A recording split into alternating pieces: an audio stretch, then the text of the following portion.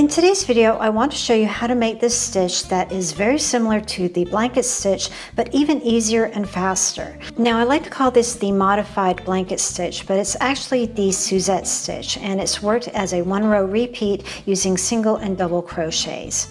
Now, if you're interested in learning more about how to do the blanket stitch, you can find the pattern at the end of this tutorial.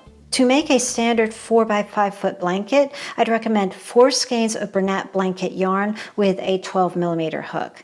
Now, the recommended hook size for this yarn is an 8mm, but this does make quite a dense fabric, so I decided to go up larger to give it a better drape. To make this standard size blanket with 4 balls of yarn, it'll take you about 6 to 8 hours depending on your speed.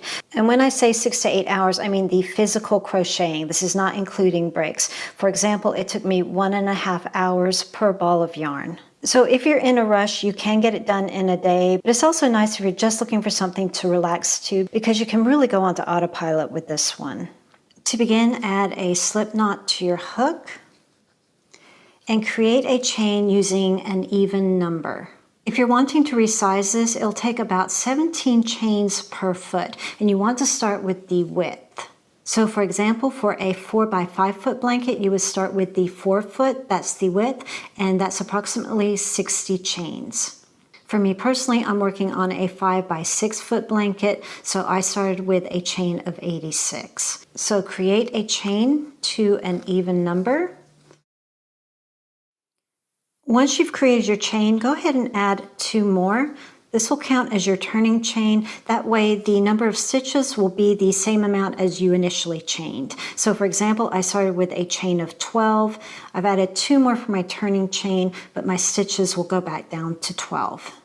For this pattern, we're just working single and double crochets into the stitches. So working into the second chain from the hook, create a single crochet,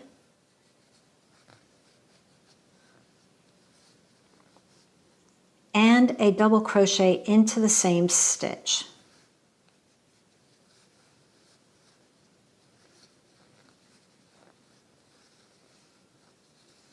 Skip 1 chain and going into the next chain, single crochet and a double crochet, all in the same stitch. Skip a chain, going into the next chain with a single crochet and a double crochet. You're just going to do this all the way across. When you come to the end, you should see 2 remaining chains. In that very last chain, just do 1 single crochet. Chain 1 and turn.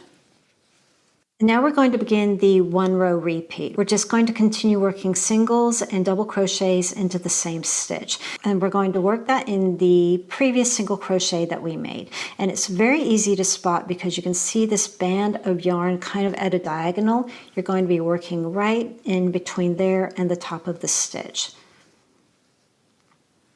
Single crochet and a double crochet, all in that same space. And now we're just going to continue on with the same sequence, a single and a double into the same space. We're working into the previous single crochet from the previous row, and it's very easy to see. Here's your double that you made, and here's your single that you made. And you can tell because it has a diagonal bar of yarn with a space.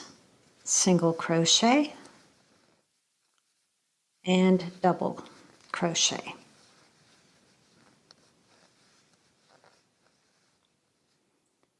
Skip a stitch, work into the single from the previous row. Easy to spot. Single and double. And when you come to the end, you'll have something that looks like this, and we're just doing a single crochet to finish the row.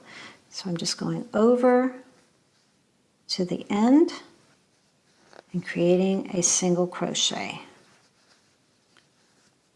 Chain 1 and turn. And that's all there is to it. You're just going to continue this sequence row after row until you reach the desired height that you want to make. Working into the gap, single crochet with a double,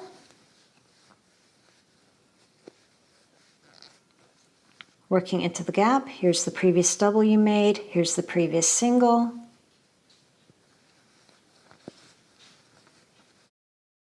double.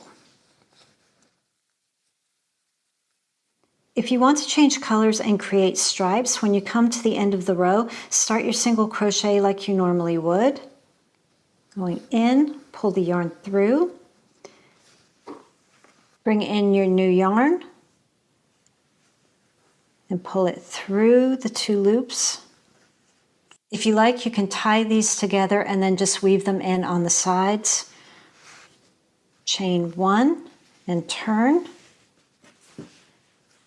and then just continue on like you normally would.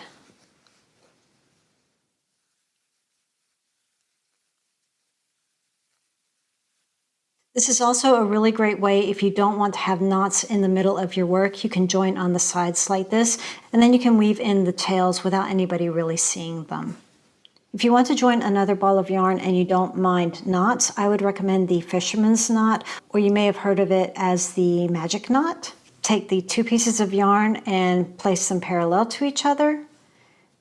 Take one end and tie it to the bottom portion of yarn, and then take the other end and tie it to the top portion of yarn. So you have 2 knots, pull them together, and then snip. And that bad boy is not going to come out. Now I would recommend if you see a little knot in your yarn where they've tied it together in the ball, then I would go ahead and snip that out and replace it with a fisherman's knot. It's way more reliable. When you've completed your last round, add a chain to fasten off, snip your yarn, and weave in your ends. I like to use these little finishing needles made by Susan Bates, but you can also just use your crochet hook.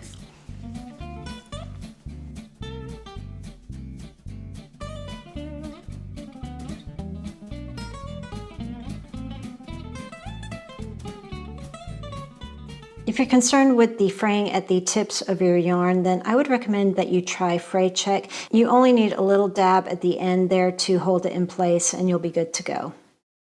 The blanket stitch is very similar to the Suzette stitch. The main difference is that you'll begin by making a chain with a multiple of 3 because you're going to be doing 1 single crochet and 2 double crochets in each stitch across for your entire blanket. This will result in a more bobble-like effect, giving your blanket even more texture. It's really beautiful, but I found that it's more time-consuming to do than the Suzette stitch, and you're still going to get a similar look and feel. So for me, I do personally prefer the Suzette stitch. It's a lot faster and cleaner, but you can't go wrong with either stitch. Now, I'm happy to do a tutorial on this, but really, if you watch this tutorial and just adapt the pattern notes that you see here to that tutorial, you can't go wrong. I hope you enjoyed the video, and if you did, a like is always appreciated. If you like these quick blanket tutorials using the Bernat blanket yarn, here are 2 that I really think you're going to love. Thanks for watching, and I'll see you in the next video.